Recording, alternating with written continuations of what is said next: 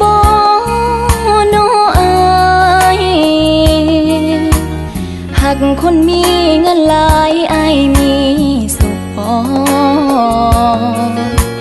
ทักทายแบบเขินๆบังเอิญได้พอ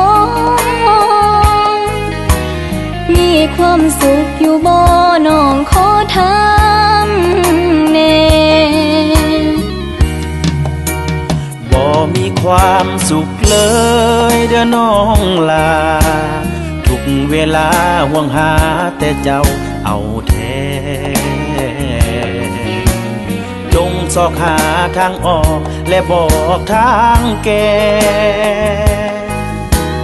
มาคิดซอยอายแน่บอกทางแก้ไขทางออกที่ดี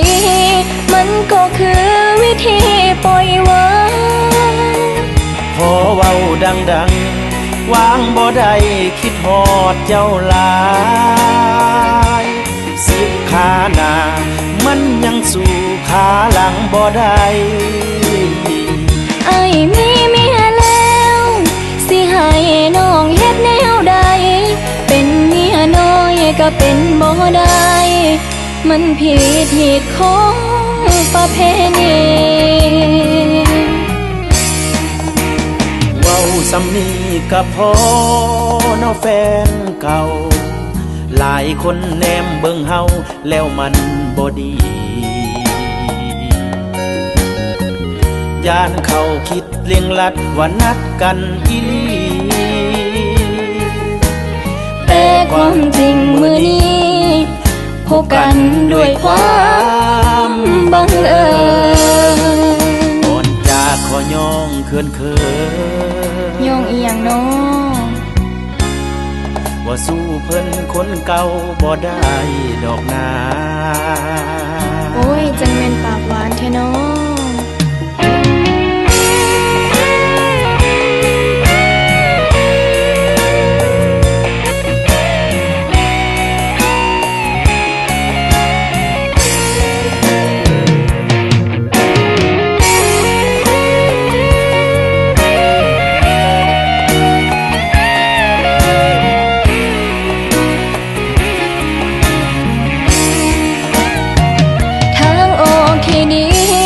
มันก็คือวิธีปล่อยวาง